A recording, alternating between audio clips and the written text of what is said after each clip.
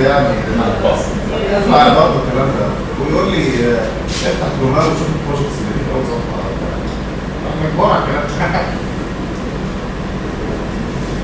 محتاجين تخفيض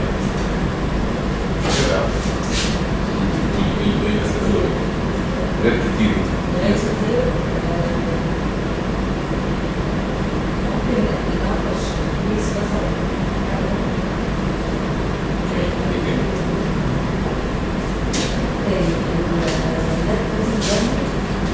انا لقيت طريقه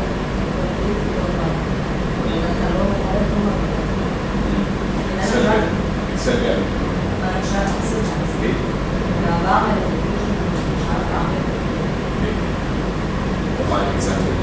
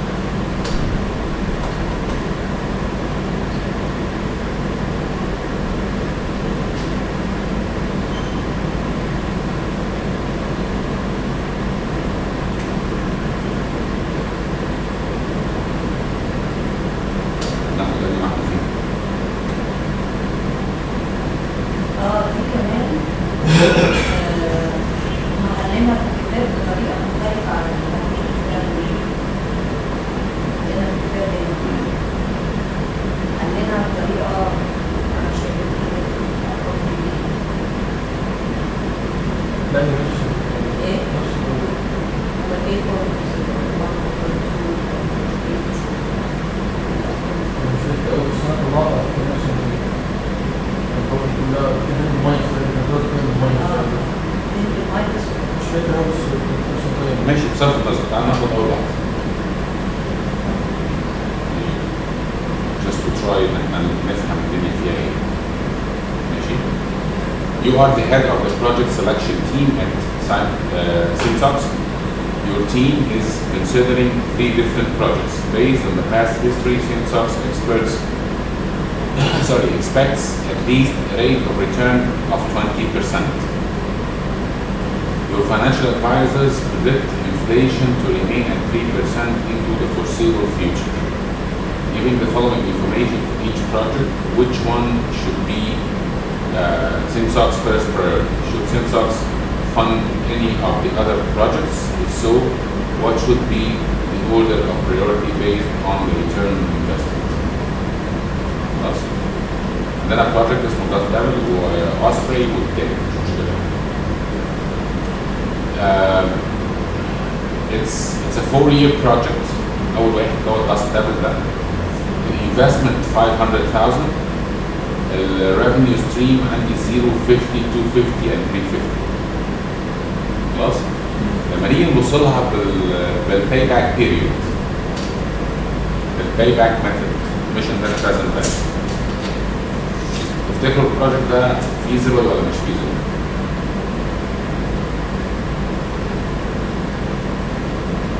احنا عندنا هنا 0 50 250 350 50 250 350 ده الكريديت طبعا والانفستمنت 500 مراحل انا بتكلم بالباي باك ده بوزيتيف ولا نيجاتيف؟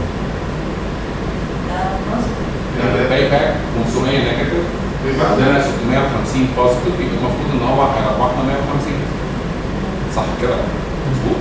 طيب تعالوا نعملها بالله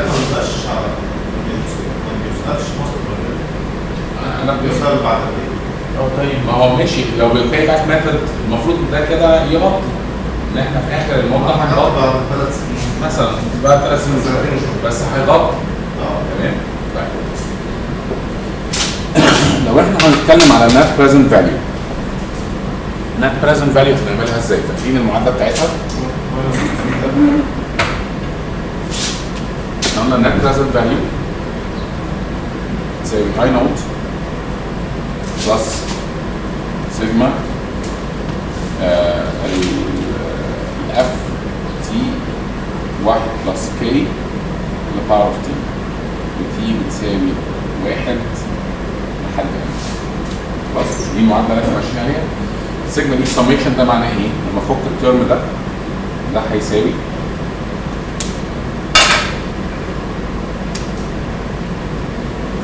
اي نوت بلس F1 على 1 زائد K بلس F2 على 1 زائد K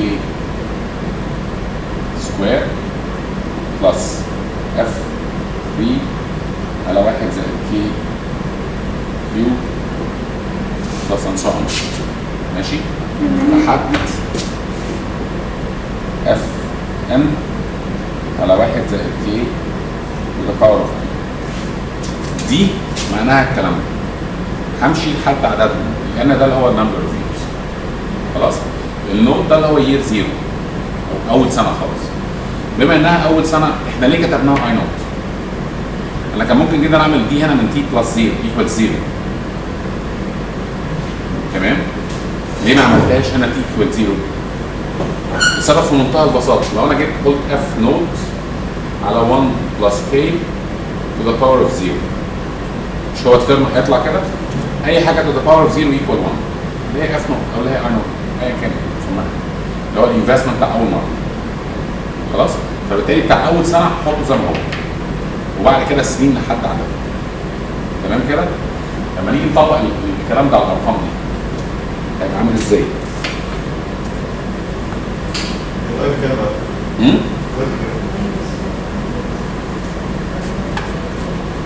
الاي بكام؟ احنا عندنا year 0 year 1 2 and 3. الان والاوت والنت ببساطه كده من غير ما نخش في تفاصيل كتير. الان في اول سنه بكام؟ 0. الان 0 وبعدين 50. انا ههمل ال1000 دلوقتي للسهوله يعني 250 و 350. اوكي؟ الاوت هنا 500. النت الان ماينس الاوت يبقى ناقص 500. خلي بالك من الاشارات. 50 250 و 350. فالاكزامبلز اللي موجوده في الكتاب هو جاي هنا جامع التوتالز اللي في الاخر. التوتالز دي ما تفرقش معايا في حاجه، ما تفرقش معايا في حاجه خالص خالص، لانها لا تعني شيء. التوتالز دي انا ممكن استخدمها لو جمعتها هستخدمها في حكايه الباي باك. تمام؟ لكن هنا ما تفرقش معايا في حاجه خالص. خلاص؟ نيجي نحسب نت بريزنت فاليو. لو قلنا الاي نوت يبقى دي هنا 1 و2 و3 يبقى ماينس 500 بلس 50 على 1 بلس الكيك بتاعتنا بكام بقى؟ 23. لا 23 لان احنا قلنا انه الانترست الريت اوف ريتيرن اللي انا عايزه او اي انترست في الدنيا عباره عن حاجتين، عباره عن الانفليشن ريت بلس البروفيت اللي انا عايزه. يعني الفايده بتاعت البنك اللي حضرتك بتديها لو 10% او 12% اللي هي محطوطه دي مثلا عباره عن نسبه الربح بتاعتك انت بتساوي كانك بتستثمري فلوسك زائد نسبه التضخم. كويس؟ هتزود ال 20% على 3. طبعا احنا بنتكلم 23% يعني 0.23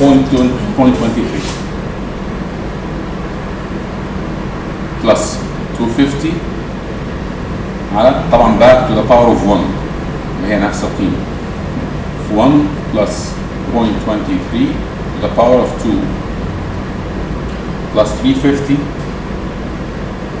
1 plus 0.23 to the power of 3.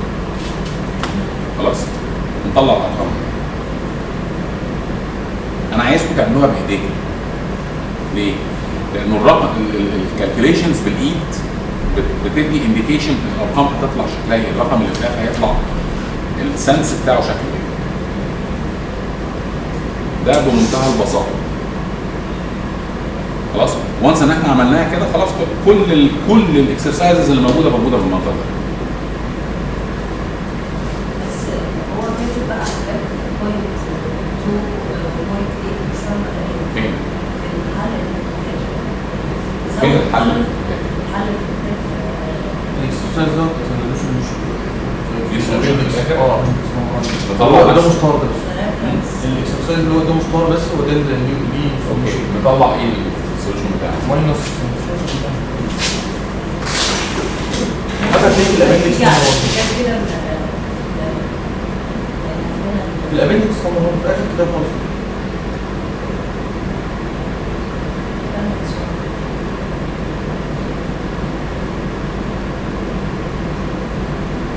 وعملنا سنة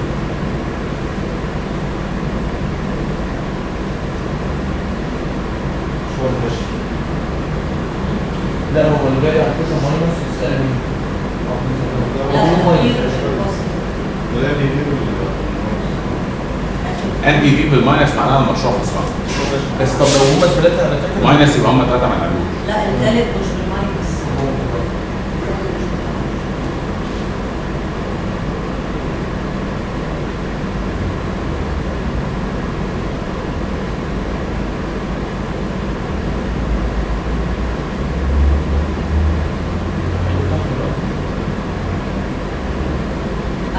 هو الإكزام. ايه الديسكاونت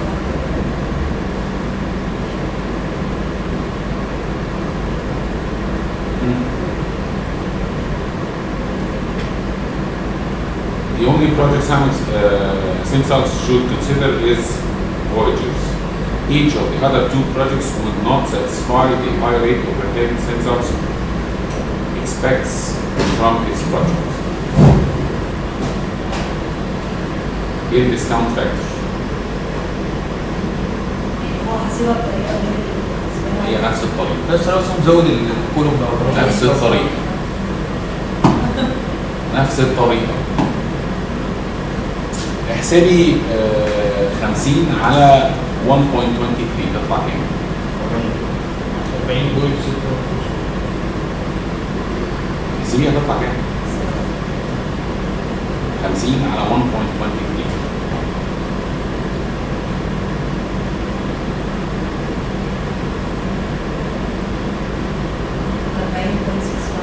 كويس اللي هي 40,500 تقريبا يعني رف اسمس يعني رف اللي هو الرقم ده. دي عباره عن الديسكاونت فاكتور ده عباره على واحد على ال 1 بلس كي ذا باور اوف تي. الجزء اللي تحت ده مش ده عباره عن 350 في ده في واحد على ده هيطلع لك الديسكاونت فاكتور.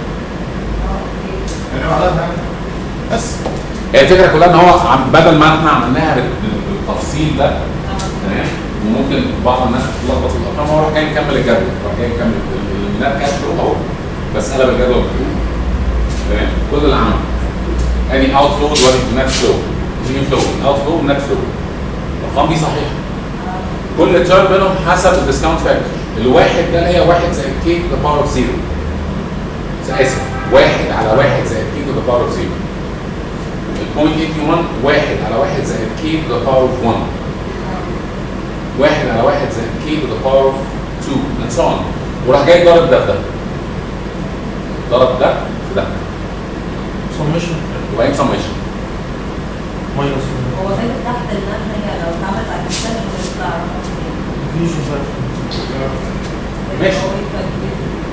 مفيش مشكله الاكسل بيحسب يعني هو هنا عاملها بعد علامة عشرية كده واحدة أو اثنين يعني مش يعني عاملها رف كالكوليشنز مش عارف كويس لكن الاكسل بيطلع يتاكد ان هو اكيد خلاص دي النقطه الثانيه هو هنا مقرب الارقام لانه احنا we have preset tables للديسكاونت فاكتور كويس يقول لك لو الديسكاونت فاكتور انت عايزه 20% هيطلع الفئه بتاعته قد كده لو عايز 25% هيطلع قد كده في تيبلز كذا هو واخد مين التيبلز كذا اكشلي عشان كده في كل السنين حاطط نفس الرقم السنه اللي بعد بالظبط. البروجكت اللي بعده يعني اكشولي تفاصيل حاطة برضه واحد. احنا هنرجع للغاية. دي نقطة الثانية هو كان النقطة الثانية والأهم من كده إنه usually في الديسكاونت فاكتور تيبلز ما بتبقاش فيها كل القيم اللي في النص، يعني 23 ممكن ما تلاقيهاش موجودة.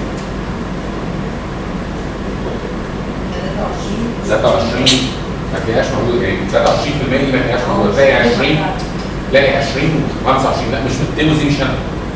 الأرقام دي في التيبلز بتبقى موجودة بتاعت statistics تمام؟ فممكن تلاقي 20 25 30 35 لكن ما تلاقيش القيم اللي في النص كويس. فممكن جدا لما الاكسل عشان اكيوريت وبيعرف يحسب كويس احسن يعني كحسبه ادق، فهيطلع ممكن تلاقي حتى الديسكاونت ريت دي تطلع مختلفه عن لو انت حسبتيها. تمام. في النهايه سيبكم هي نفس الطريقه، هو ما عملش حاجه، هو مجرد انه تو تيرمز مقسومين على بعض يساوي التيرم اللي فوق مضروب في واحد على التيرم اللي تحت. ده اكتر ولا خلاص جربي احسبيها بالطريقه دي شوفي هتطلع معاك ولا لا. انا حسبتها باللي هو على الابلكيشن بدخله الديسكاونت والارقام كلها وفي الاخر طلع لك كام من الرقم؟ طلع لك الناقص 106 دي. مش فاكره 106 ولا مش فاكره. طيب جربي تحسبيها بايدك مره واثنين وثلاثه هتلاقي نفسك الموضوع بقى مشي وبقى سهل، هو مجرد ان احنا نفهم الكونسيبت بتاعه. ان جنرال في اي بروجكت عمرنا ما بنستخدم المانيوال كالكوليشنز. تمام عمرنا بنستخدم هتسبب في منتهى البساطه ان يبقى عندك 500,000 حاجه يعني. خلاص؟ ايه تاني كان مشاكل؟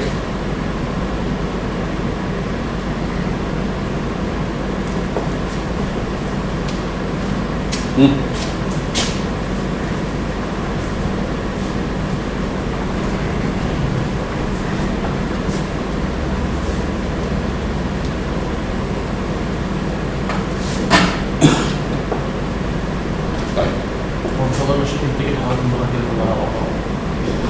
ممكن بس هنحل كله ماشي.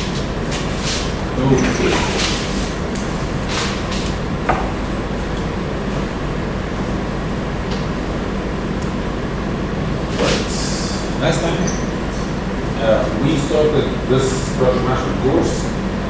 We covered 4 chapters. We spoke about what is a project, how we can fit projects into our strategic planning or strategy of the company.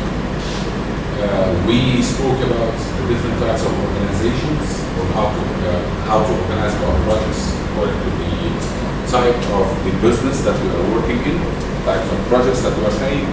And finally, we started the first real work of project management, which is defining the work breakdown structure or defining the project scope, defining the project itself.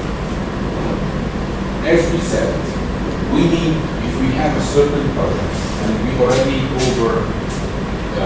came the issue of that this project is feasible and viable and it fits into our strategy of all these issues at the beginning, which occurs basically at the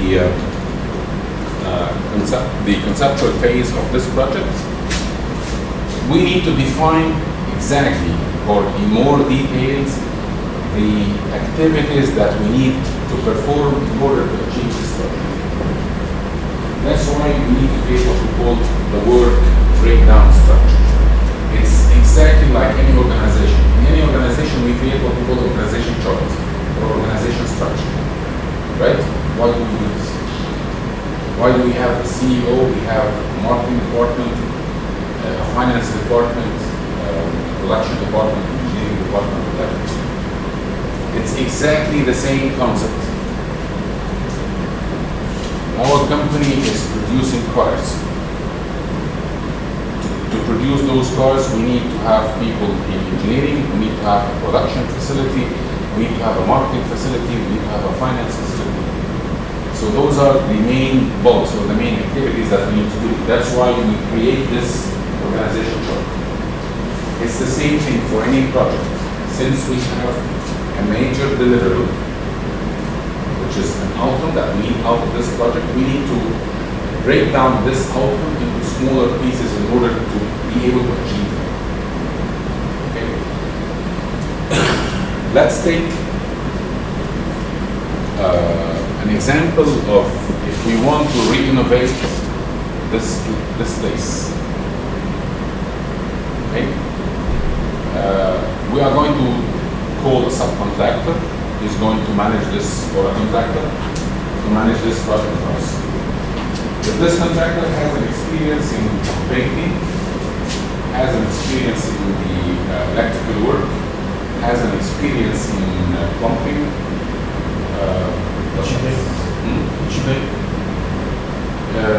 no. And he doesn't have an experience in the air conditions. Okay. In the 3 first activities, this contractor is going to divide the work into a smaller work package, into the smallest work package. صح؟ هيعرف يقسم البروجكت ده لكل تفاصيله. الدهان لو هنتكلم على الدهانات هنتكلم على ان هو الدهان ده this is one of the deliverables. هنتكلم على ان هو هيصفر الحيطه الاول، هيعمل معجون بعد كده، هيديها وش اولاني، هيديها وش عيون، هيديها وش ثاني، لكن الراجل ده ما عندوش اكسبيرينس في الاير كونديشن. هيحصل ايه؟ هو هيعمل اوت سورسنج للاكتيفيتي دي. يبقى اير كونديشننج از بلك سب ديليفربل هتفضل زي ما هي. يبقى دي اللوست باكج عندي في الحته دي. كل ما اقدر ابتدي ارسم الاورجنايزيشن شارت او الورك بريك داون ستراكشر بتاعي واقسمه على قد ما اقدر، كل ما اصغر الورك باكجز في الاخر خالص كل ما كان احسن. بنزل لحد الليفل اللي هو خلاص بقى هي ايه، مجرد ان انا هنقل الكورس ده من هنا لهنا، لسه اكتيفيتي ممكن اعملها كده. لكن الحاجه اللي انا مش عارفها لو انا هقف عندها وهعمل لها اوت سورسنج هتقف لحد الليفل معين. خلاص؟ This is very crucial. If I'm doing this correctly, most probably the rest of the project is going to be successful. كويس؟ كتير مننا يجي يقول ايه؟ لو احنا عايزين نعمل عندنا بروجكت ان احنا عايزين نعزل الشقه بتاعتنا. كويس؟ او نبيض الشقه بتاعتنا، نعمل عمره بياض في الشقه. كلنا بنعمل ايه؟ حد بيجرب حكايه عمره البياض دي؟ اكيد. بصوره او باخرى او سمعتوا عنها. عمرنا ما بنحط حاجه في الاول ونرسي عليها في الاخر. يعني بعد ما بتنفذ لازم يبقى في حاجات ازيد بيسموها حاجه اسمها ليه؟ عشان افتكاسات. مرات نفتكس من الاول. لا مش استفادت. خلي بالك ان هي ايه، يعني خلي بالك عشان هتعمل كده هتعمل كده، خلي بالك يعني عارف انا معلش ممكن اخد من مره واسمعك برضه. انا متجوز مراتي ونعمل خروج وسع الشغل وسعت الشغل. لا دي وسط الاولياء.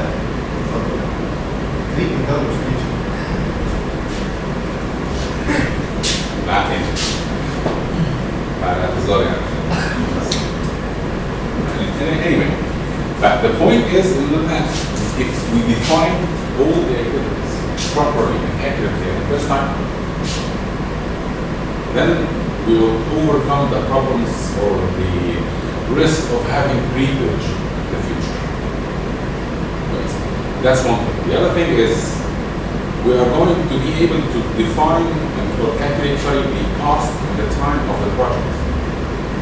بالتالي نقول ايه، احنا معانا مثلا الموضوع التطبيق بتاع الشهر ده هيخلص 50,000. لقينا سنه في الاخر وهيخلص شهرين، لقينا سنه في الاخر وهيخلص 3 سنين، دافعين 100,000.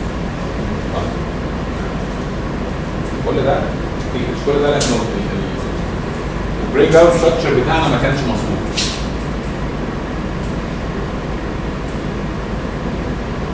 ده ما كانش مظبوط. كويس؟ لو انا جيت قسمته صح الاول هعرف احط this is disk storage unit for example. الموتور هيكلف كام بالظبط؟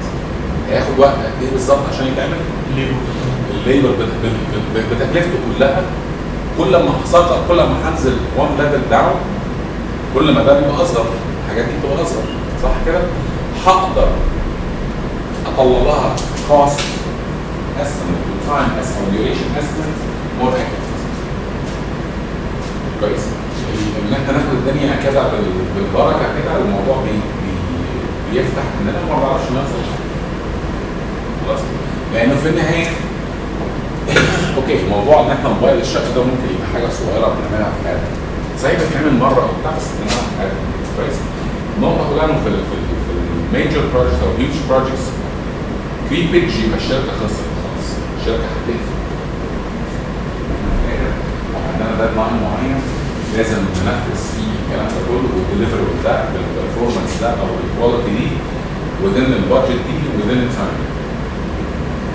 خلاص كده؟ فالفيرست ستيب that we need to do it and do it accurately is to break down our work. Define this work breakdown structure. ان شاء الله ينزل 50 ليفل. ما عنديش اي مشكله. Right now we do have technology that we can use computers and softwares that will help us with this. However, in this course we are going to have simple practical examples. We need to practice that by hand عشان نفهم ايه اللي بيحصل هنا. عشان نفهم الكمبيوتر بيشتغل ازاي او السوفت وير بتاع الكمبيوتر بيشتغل ازاي. المشكله مش في السوفت وير، والمشكله مش في الشكل اللي بيطلعه السوفت وير في الاول. المشكله بعد كده ان احنا نبقى فاهمين الشكل ده طالع ليه، عشان لو حصل حاجه لا قدر الله او اي emergency في النص نبقى فاهمين نتصرف معاها ازاي. خلاص؟ نرجع تاني لموضوع جوار الشقه.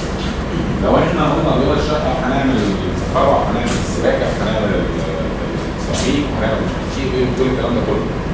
لو احنا ما حطيناهاش في ديتيلز ممكن جدا جدا، ده عاده بيحصل بعد ما نكسر نلاقي الدنيا مش نافعه.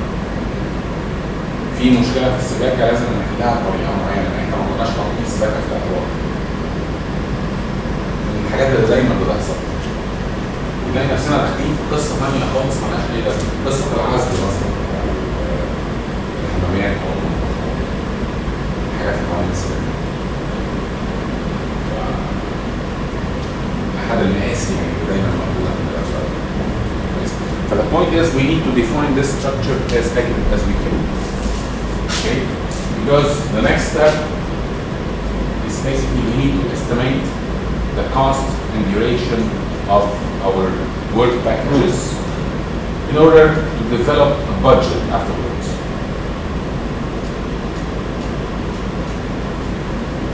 So estimating project times and costs, we already defined the project, and then let's move on to the estimate. Then we are going what we call a project network, which is the schedule. And then we, according to this network, we are going to schedule the resources and the costs. Okay? And then we start reducing this duration as much as we can. We are going to see how we can do that.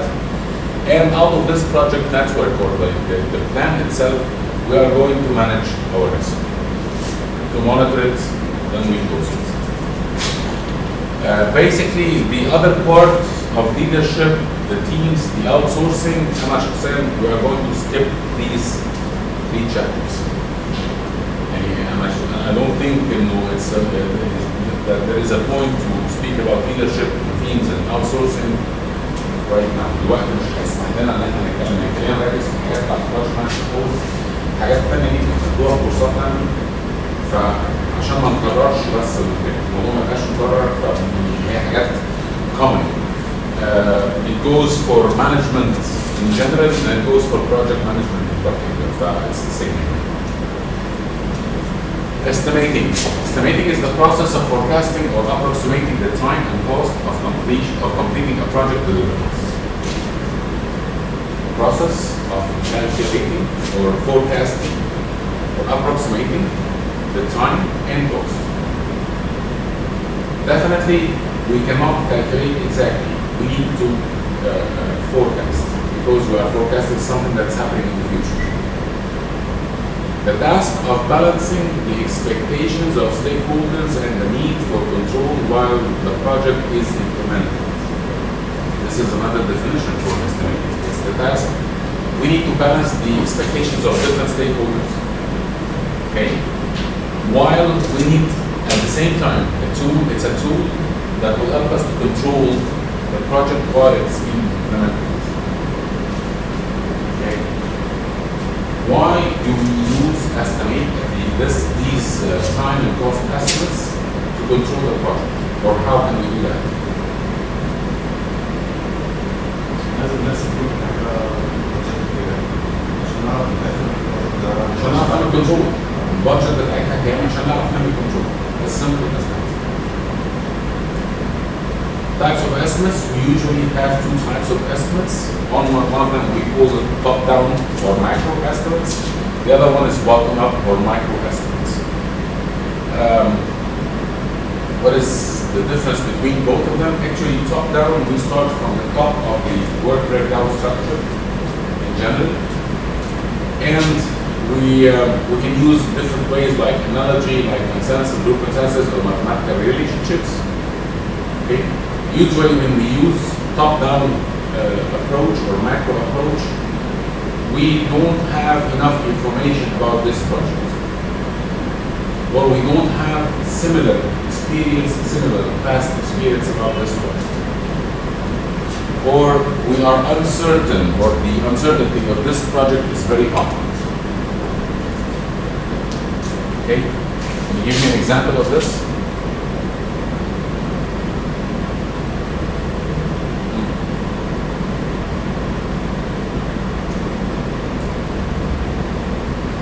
We are a construction company specialized in building houses or buildings. Then we found an opportunity in the market to build a new bridge. It's the first time for us to build a bridge. Here, we don't have enough details about building a bridge. Yes, probably we know it from a technical point of view, but from estimating of the time and cost, we don't have an experience there. Here we use what we call a top-down approach or a micro approach. اللي هو من خبرتنا في المباني القعده بتاعت الكوبري ده ممكن دي مساحتها قد كده، فدي ممكن تتكلف قد كده، لكن انا ما عنديش اكسبيرينس، انا ما عملتش قواعد كباري قبل كده. اوكي؟ فبما اني ما عملتش القواعد قبل كده، يعني المفروض ان انا ما عنديش البلان دي في دماغي او ما عنديش النولج دي في دماغي بالظبط انا ممكن تتكلف يعني الدنيا ممكن تمشي ازاي ان شاء الله. فهنا انا بتكلم ان انا اعمل رف اسمك يعني مثال كده تقديري زي ما بنقول.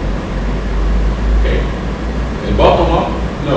If I'm specialized in buildings and I'm having a new project to build a new building, فأنا هبقى عارف كل الديتيلز، عارف الورك باكجز لحد تحت، وعارف الديتيلز بتاع كل ورك باكج، وبالتالي I'll be able to estimate or get a more accurate estimate of the time. Should we, which one should we use? In my opinion, we should use both. This one, of course, is more accurate than the top-down, but at the end of the day, sometimes we cannot perform this bottom-up approach or the micro approach because we don't have enough information.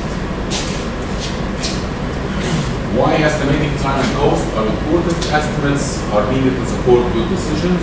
Estimates are needed to schedule the work. Estimates are needed to determine how long the project should take and its costs. Whether the project is wrong doing or not for control. Estimates are needed to develop cash flow needs, needed to determine how well the project is progressing. Estimates are needed to develop time-phased budgets and establish a project baseline. These estimates, once we develop them and then assigning the required resources, we develop what we call a baseline. Baseline of this project is basically, this is the basic plan. So the baseline plan. This is the one that we are going to implement. Definitely, it's going to be changed in the future. Definitely, while we are going on. However, we need to, for controlling purposes, is to have this baseline and try to measure everything against this baseline. This is our benchmark. This baseline is our benchmark. Okay? So for control, we need to have this baseline in order to compare our actual performance to this baseline. Okay?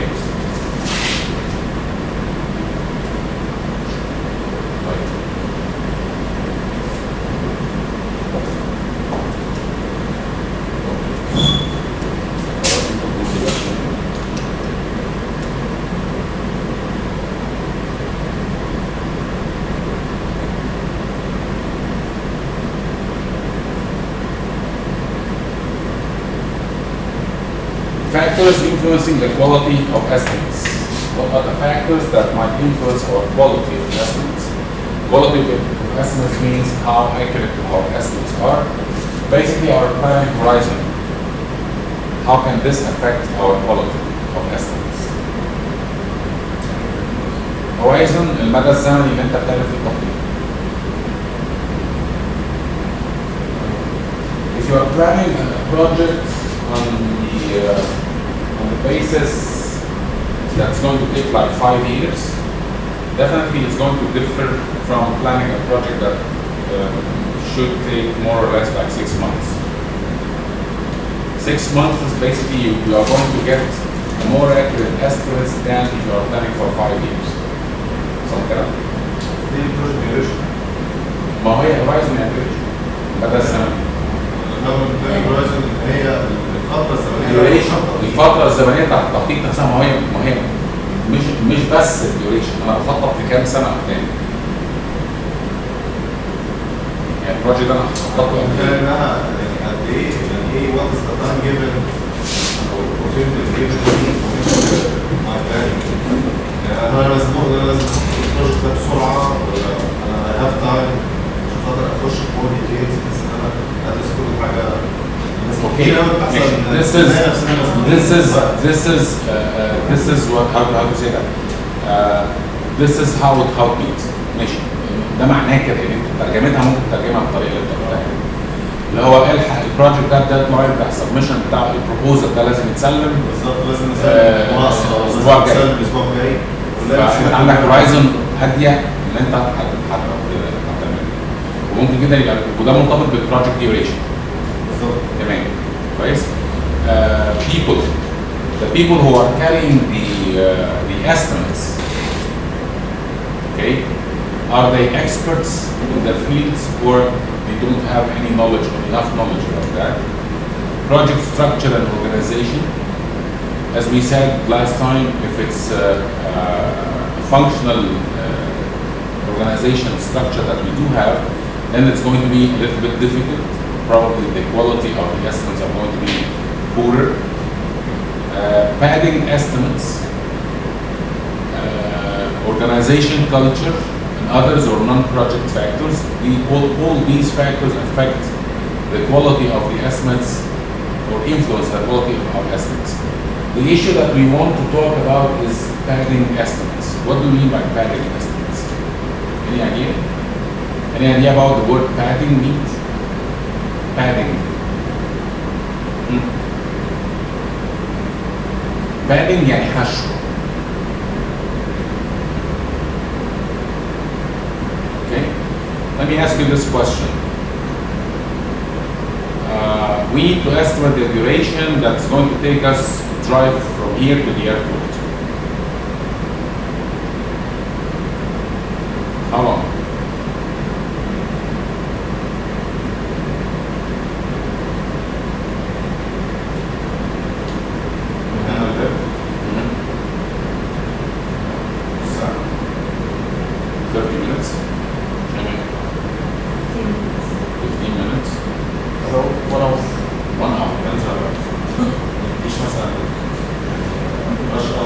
minutes 30 minutes 1 hour. كويس. من هنا لحد المطار ساعة. من هنا لحد المطار ربع ساعة، من هنا لحد المطار نص ساعة. Basically it depends امتى احنا هنمشي. دي نمرة واحد. عادة الناس اللي بتعمل estimates عادة دي طبيعة البشر. ان احنا لما بنيجي نعمل الاستيميتس دي بنحط ايه تقول ايه طب بص حط مثلا ايه 5 دقايق كمان احتياطي.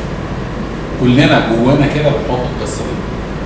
5 دقايق الاحتياطي دول هم البادنج استيميتس. كويس او الكونتنجنسي. Supposedly when we need to calculate those estimates or do these estimations, we need to take out any padding effects. لأن في الآخر هنحسب حاجة اسمها contingency based على الريسك اللي هتشوفه بعدين. لأنه النهارده أنا جيت حطيت إن مصطفى جه مثلا ساعة أنت حطيت في دماغك إن ممكن السكة زحمة ما الدنيا تبقى واقفة مش عارف إيه. طب افرض إنها ما كانتش واقفة. كان هيحصل إيه؟ كنا ممكن نوصل جدا في نص ساعة أو أقل ونفضل قاعدين نص ساعة دي هناك. لما نص ساعه دي فلوس، يعني ده وقت ضايع ما بتعملش فيه حاجه. كويس؟ فبالتالي you have to be careful about this. ليه بنعمل الكلام ده؟ ليه بنقول الحاجات بتاعت الافكت دي؟ النهارده انا لو قلت سعر وجيت اجرت درايفر واجرت عربيه، الدرايفر قال لك انا باخد في الساعه 20 جنيه مثلا. بنعمل ان هو اكل استيميشن. لو قلت له ساعه ووصلني في ربع ساعه، هو قاعد فاضي، يبقى انا كده الريسورسز بتاعتي ما كانتش مستغله اوبتيمال، يعني ما كانش مستغله استغلال امثل، صح كده؟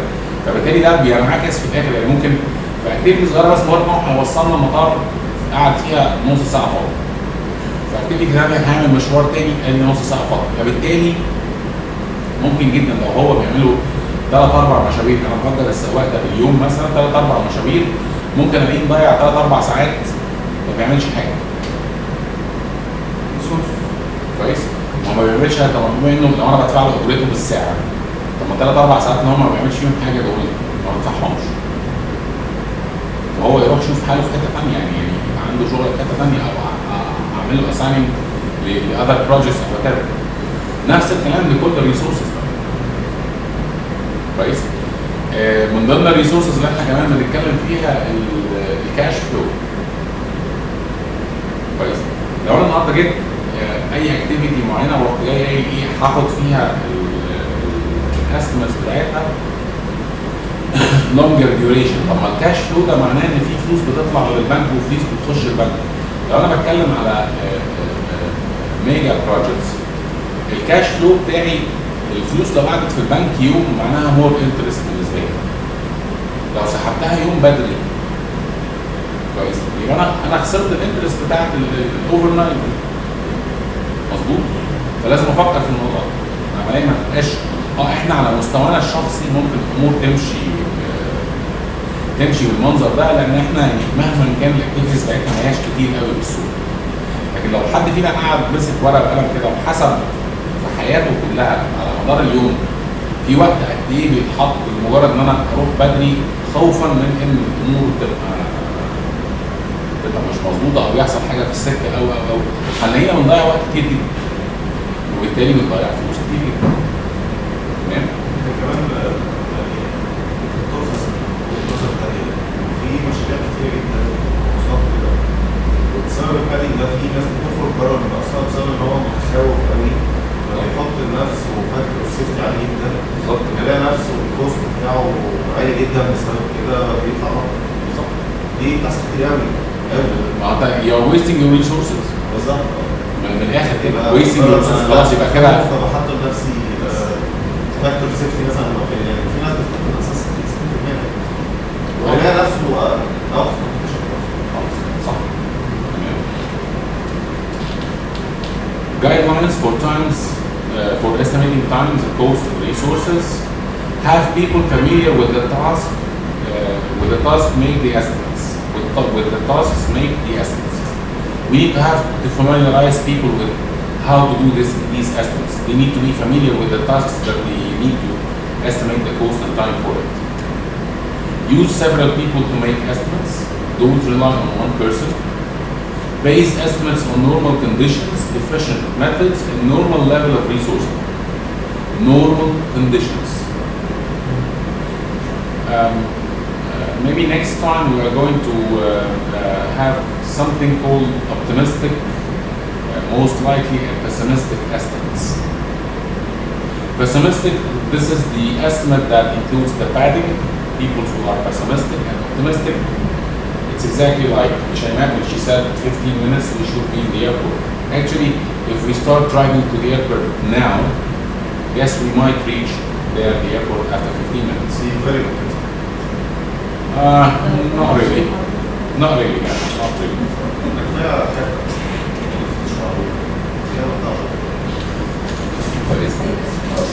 But at the end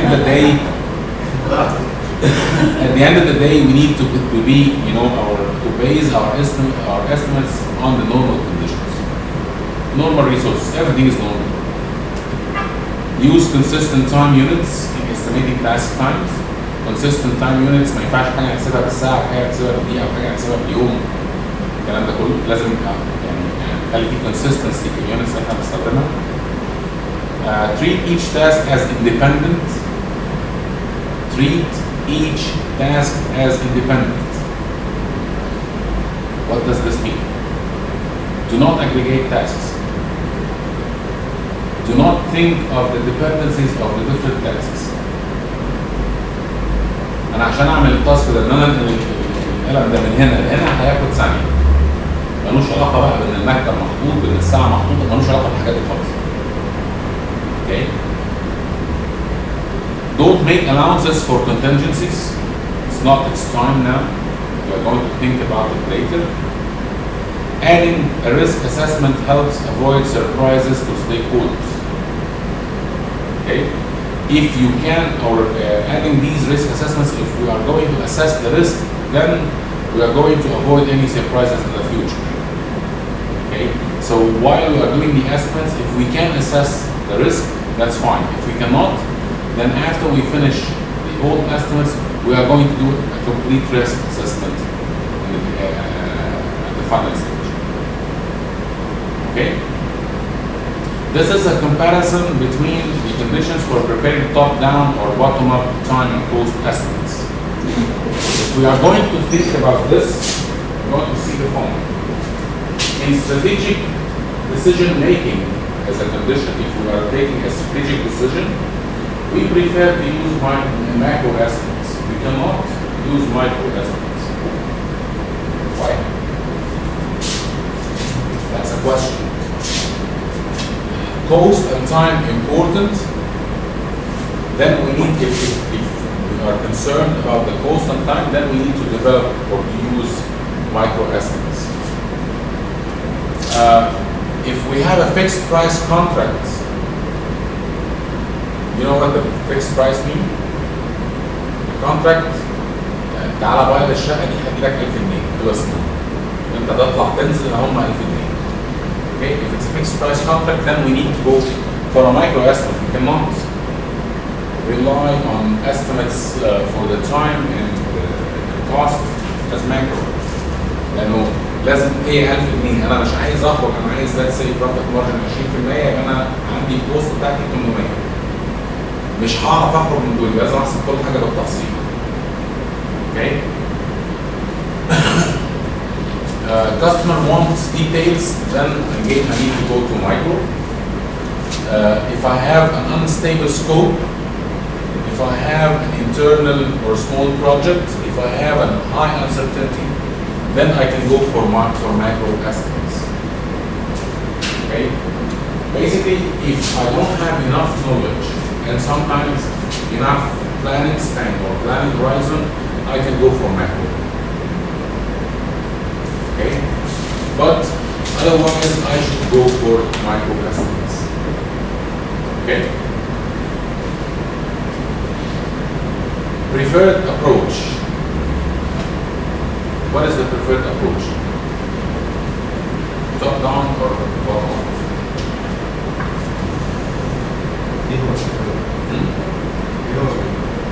What, from your point of view, which one of them is preferred? Which one is preferred? Preferred. Bottom up. Usually we do both. we do both. بس أكيد. بس Yeah. ما دام متفقين عليه خلاص according to the conditions that has been shown. Okay. Make rough top-down estimates, then develop the work breakdown, organization breakdown structures. Make bottom-up estimates, develop schedules and budgets, reconcile differences between top-down and bottom-up estimates. Usually this is the preferred approach that we should go with for any project. Put the macro estimates first, then develop the work breakdown structure. Once you develop this, you are going to map these two together to come up with what we call the bottom-up estimates. Accordingly, you need to develop what we call a schedule and budget. Okay? Then we need to reconcile at the end of the day the differences between this top-down and bottom-up approaches. Okay? So this is the approach that we should follow to develop an estimate for cost and time of any project. These are the steps. This is the methodology that we should follow. Methods of estimating project time and costs. The macro or the top-down approaches, we can use consensus methods, ratio methods, portion methods, function point methods for software and system projects, learning curves. These are different methods we can use. Consensus, let's meet. يا جماعة الموضوع ده شايفينه بيكلف كام؟ شايفينه بياخد وقت قد إيه؟ ونقعد نوصل لاتفاق بيننا وبين بعض. Ratio methods. Ratio method basically is used if we did or if we have a past experience about this project, this kind of project. مشروع بنكرره. المشروع الفلاني كان عملنا دهنا أوضة 20 متر خدت مننا 800 جنيه. طب لما ندهن أوضة 80 متر هتاخد مننا قد إيه؟ مش 3200. Or a portion method, and this is part of this portion دي حاجة مستوحاة من الريشيو method, which basically according or based on my past experience I can divide the work breakdown by ratios. أقول مثلا الديزاين هياخد 20%, الكونستراكشن هياخد 30%, الماركتنج هياخد 50% and so on. Okay. Function point methods, they are used basically if I'm developing a software or systems projects and learning curves. Learning curves is my past experience. لو اتكلمنا على portion method of allocating project costs, this is the total project cost. Design, I already assigned a percentage here, a program here, a program test, document, and produce a CD. And I can go with this work breakdown structure. If I said that this project cost is going to be 5,000, since I'm using top-down approach, then according to those percentage, I can calculate all these numbers. Okay? Again, based on our past experience. Plus, another one is a simplified basic function point count process. Basically, I set weights for different tasks that I'm using. To have a number of inputs, number of outputs, number of inquiries, number of files, number of interfaces for any system or software projects. If I have a complexity weighting of low, then I'm going to multiply the price by 2, average by 3, high by 4, and then add the total. By the way, these 2, 3, and 4, or 3, 6, and 9, I'm just setting them as weights. I have to get consensus for them. We remember the project screening matrix that we developed in chapter 2 last week. Project screening matrix. We set the weights for different criteria that we use to evaluate the projects. Again, you need to set those numbers. Let's have an example. For this, if I have 15 inputs, rated complexity as low, and this is the rate. These are the rates I need to develop. And I'm rating this complexity. This is a patient animating and building. This is a software project, for example. Then I'm going to, for the inputs, I need to count 15 times 2 because it's low. I don't have average or high, then the total is 30. One of the techniques that I'm going to use. مش معنى انا بحط الثلاث حاجات اللو والهاي والافرج والهاي ان انا هعمل ده وده وده. انا دايما بعمل حاجه واحده منهم. انا محتاج الاليمنتس دي كويس او دي الاكتيفيتيز اللي انا هعملها الكاونت بتاعها اهو هعملها كام مره تمام. هضربها يا اما في لو يا اما في افرج يا اما كل واحده فيهم اكوردنج للويت بتاعها. input I'm counting it 15 times. كويس؟ هعملها 15 مرة. أنا حاططها هنا as rated complexity بتاعتها as low. واللو كام ب2. كويس؟ الrated complexity as average ب6 بتاع دي. على فكرة ممكن يبقى average complexity هنا ما تبقاش 6. يعني أنا بحط اللو والافرج والهاي لكل واحدة على حدة. كويس؟ كل واحده على حاجه. النهارده انا نازل اشتري شويه تولز، ماشي؟ في حاجات انا عارف ان انا هلاقيها بسهوله، فهي الكومبلكسيتي بتاعتها شكلها ايه؟ لو فطبيعي ان انا هلاقيها بسهوله فهعرف اجيبها بسهوله. في حاجات عارف ان انا هقعد ادور عليها كتير حاجه عشان الاقيها، يبقى الكومبلكسيتي بتاعتها عاليه، وبالتالي لازم اجرب واحد وهكذا. فكل حاجه حاجاتها مش ان انا هو نفس الويت وكل الحاجات دي. كويس؟ النهارده انا رايح اشتري بنادول صيدليه، احتمال ان انا اروح الاقي صيدليه ما فيهاش بنادول. ضعيف جدا، صح؟ يبقى اتس لو كومبلكس ان انا هنزل اشتري بنادول، صيدليه تحت هنزل الاقي بنادول، صح كده؟ لكن لو انا بشتري دواء سبيسيفيك للضغط مثلا او اي مرض تاني، احتمال ان انا الاقيه قد ايه؟ ممكن ما يبقاش غلط، ممكن يبقى افريج، ممكن يبقى هاي. يبقى الكومبلكسيتي انا عامل انا اروح صيدليه دي صيدليه دي صيدليه دي وهكذا. فبالتالي كل دواء فيهم او كل يعني لو انا بتكلم عن الادويه يبقى كل دواء هشتريه هيبقى له كومبلكسيتي ليفل معين. فحين this is what we call a function point count method. المايكرو او bottom up we usually use templates, methods or parametric procedures applied to specific tasks, detailed estimates for work package, work breakdown, work packages, or phase estimating. Usually I myself I prepare this. Okay. If we take this example, this is a cost estimate worksheet. Estimator 1, estimator 2, estimator 3, estimator average, and the ratios at the end of the day. Each estimator give me the lowest, the average, the high for each task. Okay. Since we are having this work breakdown structure, this is the ID, this is the description, this is person 1, and usually I don't, as we said, we don't rely on a single person, we need to have more than one person. So let each one of them sets his or her board numbers for each and every task. ليه هنا بنعمل low, average و high؟ Actually لما بنيجي نتكلم في الديوريشن specifically duration في تكنيك اسمها PERT PERT هنعرفها ان شاء الله المره الجايه. دي بتستخدم optimistic والmost likely والpessimistic calculations. فيها probabilities داخله في الحسابات. ممكن انا we did this kind of project before as a company, as an organization.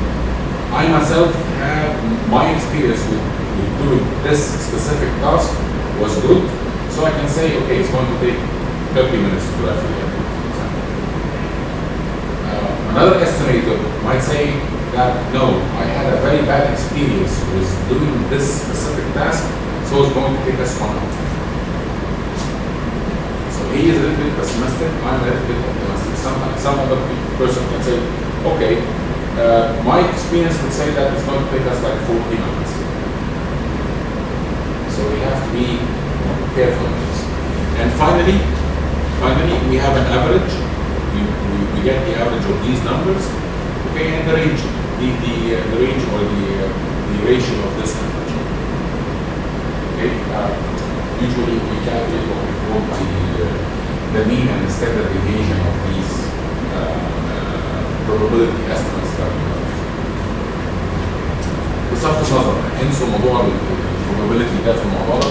خلينا نتكلم بقى this is person 1, person 2, person 3 and then get the average. خلاص use these averages for me. دي اسهل طريقه. Okay. Phase estimation. What do we mean by phase estimation or estimating a product life cycle? You remember last time when we spoke about work breakdown structure, we spoke at the end of the chapter about something called process breakdown structure.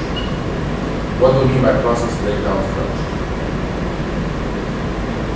If I'm developing a software, and this software has phases, then what I'm going to do once to estimate this cost and time is I'm going to do a macro estimate for the whole project. Then I start detailed estimate for specification, and a macro estimate for the rest. Macro estimate for the rest, why is that? Because I cannot start the design unless I finish the specification phase. Okay? Once I finish this, I start having a detailed estimate for this phase. So I'm going to take it phase by phase. نفس القصه بالظبط بتاعت السكادجول بتاعت انا مش هقدر ابتدي فيز دي لما اخلص دي. هينفع ابتدي اعمل البرودكشن من غير ما اخلص الديزاين؟ ما ينفعش اوفرلاب. كده لما بنتكلم في فيزز، بجد هي فيها فيزز. طالما فيها فيزز يبقى خلي كمان الكوست بتاعتي زي ما بعمل الاستيميشن بتاع التايم، نفس الكلام بالنسبه للكوست او للتايم الاثنين يعني، انه هعمل ديتيل اسمنت للفيز اللي انا فيها بس. خلي الفيز الثانيه لما اخلص الفيز ابتدي اشوف الديتيلز بتاع الفيز اللي بعدها. Level of detail. Level of detail is different for different levels of management. Level of detail in work breakdown structure varies with the complexity of the project. Excessive detail is costly. Excessive detail is costly. And insufficient detail is costly as well. We have to be careful about the level of detail that we're going to go. The excessive details basically forces a focus on departmental outcomes, creates unproductive paperwork. That's two of the problems that we might face in excessive details. On the other hand, if we said that we have insufficient details, we can have a problem of lacking of focus on the goals and wasted effort on non-essential activities. The level of detail that we should put should be proportional to the importance of the project. كويس؟ في ناس كتير جدا احنا بنعمل حتى الحكايه دي في حياتنا كتير قوي. في حاجات بنبقى احنا عارفين انها مش مهمه قوي في حياتنا. ولقينا بنخش في الديتيلز بتاعتها لو احنا ناس بطبيعتنا بنحب الديتيلز. الاقي نفسي بضيع وقت كتير جدا مثلا عشان اروح اشتري بطاريه، حاجه البطاريه بتساعد عليها.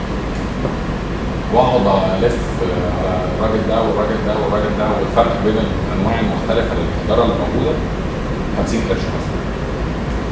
السؤال هل يستاهل ان انا اقعد الف 3 4 ساعات عشان اشتري حجاره بطاريه؟ لا طبعا الفرق طبعا. هو ده السؤال. هنا احنا بنتكلم في اساس الديتيلز. وده هو ده على مستوى احنا حياتنا هنا. كويس؟ insufficient details لو انا رايح اشتري عربيه اول مره عربيه قابلت واشتري منه العربيه ماشي. هنا انا ممكن ادفع لي 2000 3000 جنيه زياده مثلا طبعا 5000 جنيه زياده يعني. لو انا عملت some more effort to get some more details انا مش بعرف ايه الثالث ورابع ممكن جدا توفر 5000 جنيه. صح كده؟ المشكله ان الموضوع دايما بتكون بتشوف القصه دي بس هي اختلف من واحد تاني يعني، وهو كل واحد بيعمل اكسسيف ديتيلز هو مش مقتنع ان ايه اكسسيف. في واحد بيعمل اكسسيف هو مقتنع انها سفشن. هي المشكله دايما ملهاش مقياس. ملهاش مقياس عشان كده دايما بتسبب اختلاف. على مجال الشغل ومجال الحياه الشخصيه. صح. عشان كده احنا بنتكلم عندك فوكس اون ديبارتمنتال اوتبوتس. الناس اللي بتتكلم في اساس الديتيلز لا انا الشركه بتاعتي او الديبارتمنت بتاعتي يهمني ان انا اعمل بس طبعا مش كده مهم ان انت you have more than one person in the business وده في المساعدة بس لا نقعد نتناقش. هي الفكره كلها ايه؟ لو احنا هنقعد نتناقش بعد ما نعمل الاسسمنت وكل واحد فينا في الهيدن اجنده بتاعته ايه في دماغه هي دي مشكله واحده بس اللي هو انا كلامي ما يمشي يعني ليه مش هيمشي؟ بعدين حاطط في النار الكلام هو اللي يمشي مش كلام النار. هنا هتخش في الموضوع دي. لكن لو احنا الاثنين حاطين درجه ان البروجكت ده يتعمل صح ويخلص هنوصل ليه؟ هتيجي دماغي تقول لي طب انت مره تكون نص ساعه وانا نص ساعه طب ليه اعمل نص ساعه؟ يطلع فيه كذا كذا كذا كذا في السنه. انت تيجي تقول لي لا هو ده مش موجود لا احنا دلوقتي النهارده جمعه ومش عارف ايه كده هنقعد نتناقش هنوصل ليه؟ لكن لو احنا مش عايزين نوصل لحل خلاص بس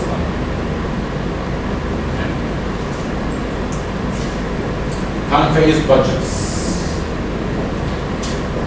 budgets is an important word that we need to think about. Cost estimate is not a budget unless it is time based. شايفين البتاع اللي جوه الاحمر دي؟ لازم تبقوا حافظينها زي اسمها. Cost estimates is not budget unless it is time based. What does this mean?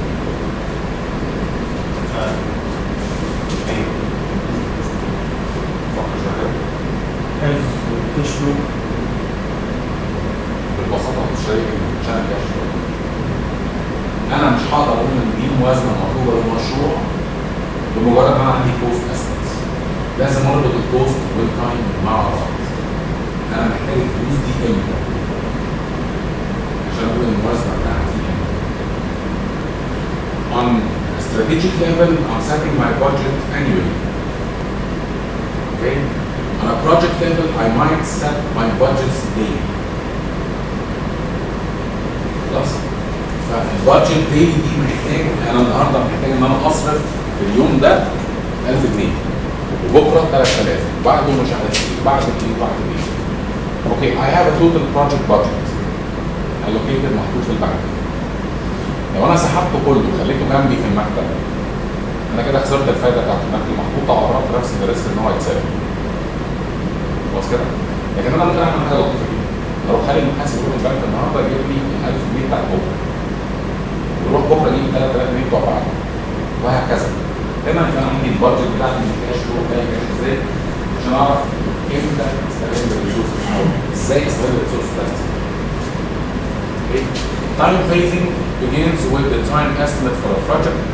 Time phase budgets mirror how the project's cash needs and costs will occur and when cash flows from the project can be expected. Budget variances occur when actual and forecast events do not coincide. Right? These are the main 2 points. Time phase budgets mirror how project's cash needs will occur or when cash flow from the project can be expected. نفس الكلام بالنسبة للكاش in كمان. Okay?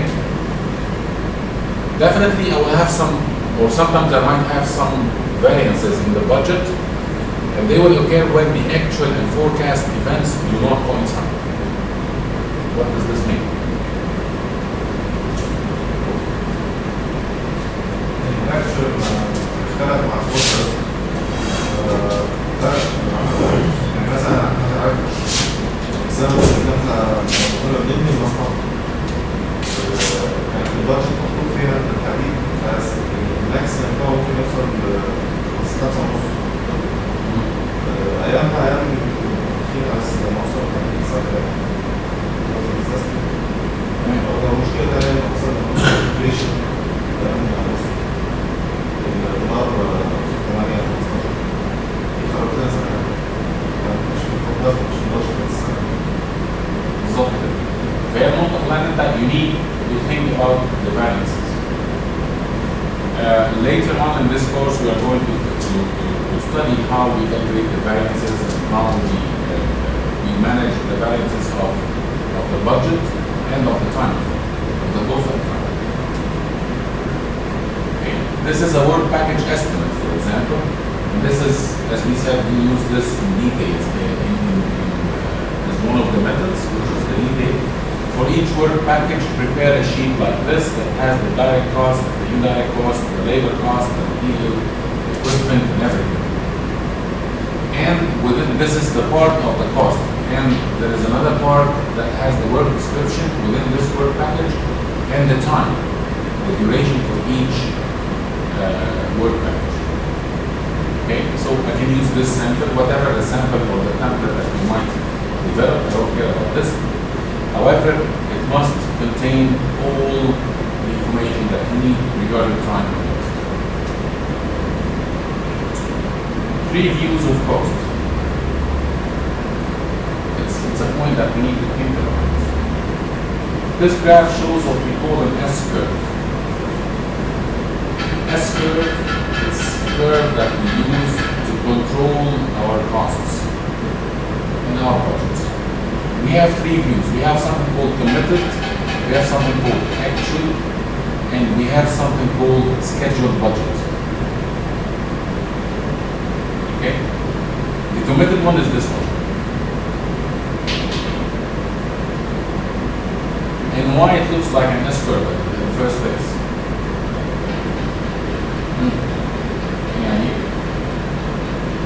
Here we have costs, money, and here we have a duration. When I draw the cost or the cash flow with the duration, usually I draw it on a cumulative basis. Cumulative basis, so at the end of the day, it has to reach 100%, which is the project budget. That's why it starts like an S curve. عارف يعني ايه cumulative؟ كويس. أنا صرفت 1000 النهارده، 3 النهارده day 1 حط 1000، day 2 حط 4، day 3 حط 8. دايما لما بتكلم على اخر المشروع انا صرفت معظم الفلوس، الحاجات اللي بتبقى فقط قليله. فبتلاقي ان الكيرف طلع مره واحده كويس، وفي الاخر بيرجع يقل تاني معدل الصرف بتاعه.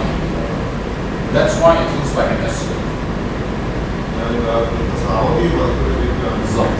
تمام ده شكل ليه بقى ده فوق وده تحت؟ مش مهم ده فوق ده تحت، ده كيس تمام مش قاعدة كويس. The other day I have 3 things. This is the commitment. Committedly, it can come from the top-down approach. We as an organization is committed to this project by let's say $6,000. تمام؟ using this curve. Day 1 هيبقى كده، day 2 هيبقى كده، day 3 هيبقى كده and so on. طبعا الفروقات ما بين الدايز وبعضها لو فرضنا او ما بين الديوريشنز والديفرنت سلوتس اوف الديوريشن هيبقى اللي ما بين النقطه دي وما بين النقطه دي. فرق الكوست من هنا، يعني هنا مثلا هنا 1000 وهنا 1000 يبقى day 2 انا عندي 1000 اللي هو الفرق ما بين دي وبين دي. اوكي؟ تمام؟ Then I have the scheduled. Scheduled one is this one. The one that has boxes. Usually the schedule should be less than the commitment. Why is that?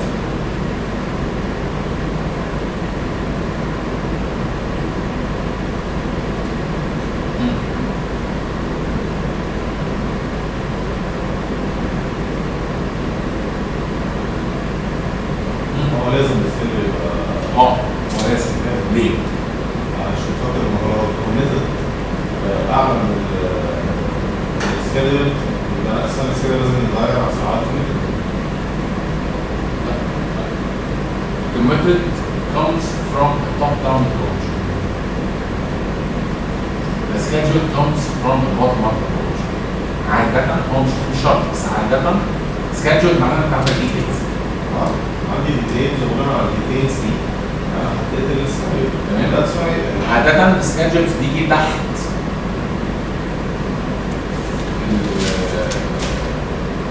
اسمه ايه ده؟ الكوميتد. عادة عشان بيبقى عندي more details فيبقى عندي more accurate estimates. فبالتالي بيبقى حاجة انا قلت ايه بص هي رفلي كده تاخد 1000 لا هي ممكن تاخد 980. لما باجي احسبها الديتيلز تاخد 980 فبالتالي لازم هيطلع فرق. هتستفد بقى ده رشد. بادجت ما سكادجول بادجت. السكيدول دي معناها تايم. ما هو مش قلنا البادجت معناها ان الاسمس ويز تايم. ايوه انا حسيت انت تربط الاثنين ماشي. Then we have the actual. This actual might be less, might be higher. I don't care. ممكن يطلع ممكن يطلع ده ممكن يطلع حاجات كتير جدا، ممكن يطلع زي ما يطلع. ممكن يطلع زيت اوه يطلع زي ما يطلع. هو يطلع هيفضل طول عمره بس هيطلع يعني ممكن يطلع فوق يطلع تحت. في الكيس دي احنا هنا اندر بادجت. صدقني في مشاريع كتير ما بتخش في السكه خالص. عشان الدول بس. خلاص؟ هنا احنا بنتكلم ان احنا اندر بادجت. في الرسمه دي. لان الاكشن بتاعنا اقل من السكادجول بادجت. اندر بادجت دي حاجه كويسه مش حاجه وحشه. بس الفكره كلها اندر بادجت بكام؟ برضه الجاب ما يكونش كبير قوي بالظبط بيحجز الفلوس اصلا. بالظبط اندر بادجت بقيمه كبيره، الجاب دي كبيره، لو الجاب ما بين الاثنين دول كبيره يبقى انا هنا حاجه أفضل بس.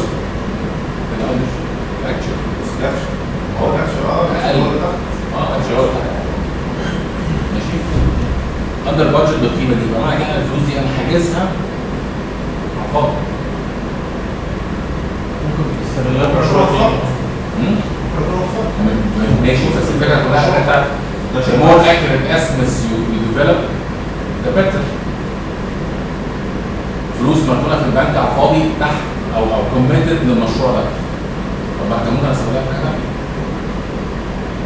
بس ايه حتى ده مش وحش. انا ما بقولش ان هو وحش، انا ما بقولش ان هو وحش، ماشي انا عايز كده، بس النقطه كلها لو الجاب دي كبيره يعني هنا دي اكسبت الارقام اللي احنا بنتكلم فيها، احنا بنتكلم في افريج $500 مثلا كويس مش اكسبت. لكن لو الجاب دي كبيره يعني الكيرف ده مثلا موجود فوق هنا وده موجود تحت شويه، لا يبقى حاجه غلط.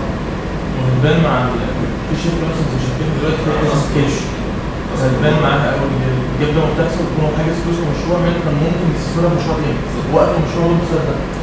هو اوريدي لو وصلت شغل وبعدين انا يعني دخلت على الاثنين بعد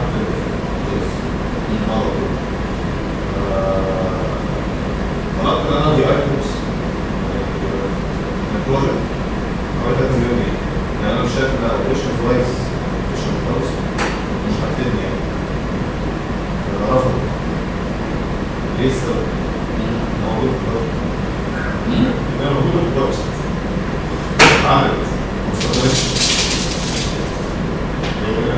عملت اتعملت ما استخدمتش موجودة في البروجكت. عايز تطلعها كبيرة ولا ايه؟ Types of costs, we have direct costs, we have direct project overhead costs, and we have general administrative overhead costs. In any project in the world, we have direct costs, costs that are clearly chargeable to specific work packages, labor, material, equipment, clearly specific or targeted, or I can charge it to a specific work package. This is direct cost.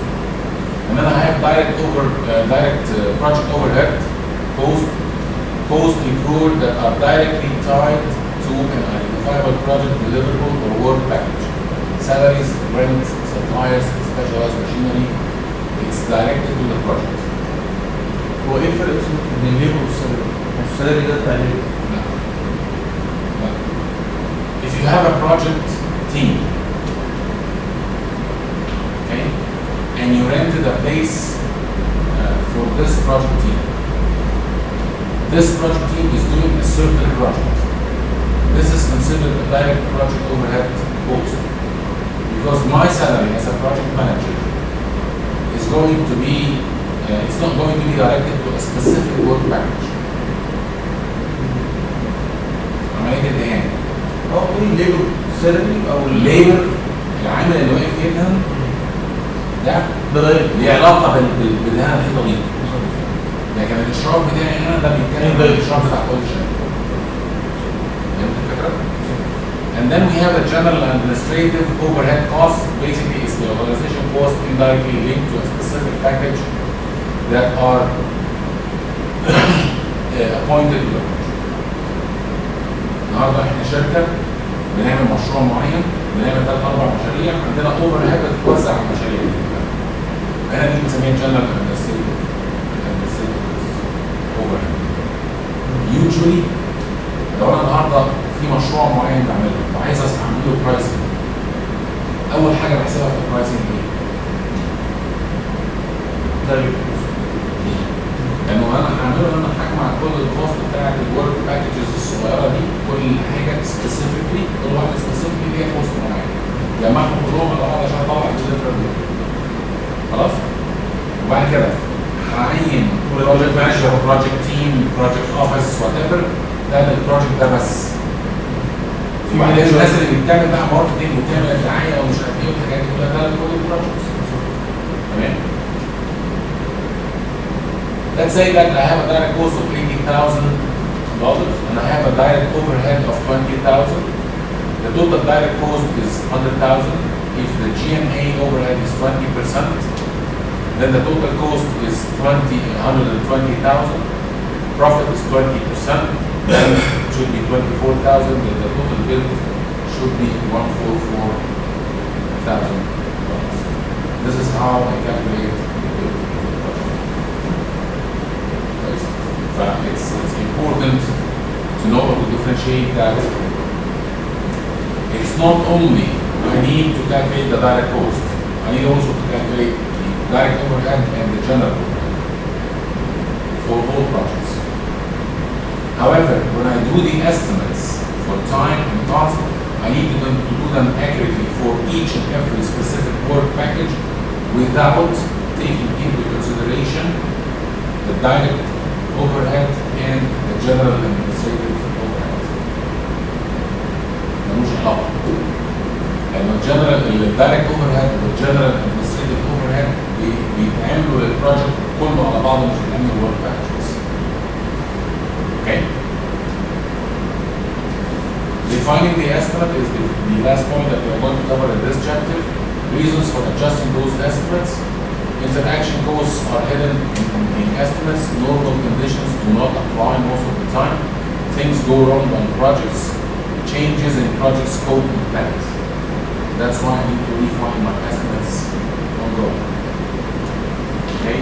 Adjusting estimates, time and cost estimates of specific activities are adjusted as risks, resources, and situation particulars become more clearly defined. I need to adjust those estimates based on the reasons المكتوبة.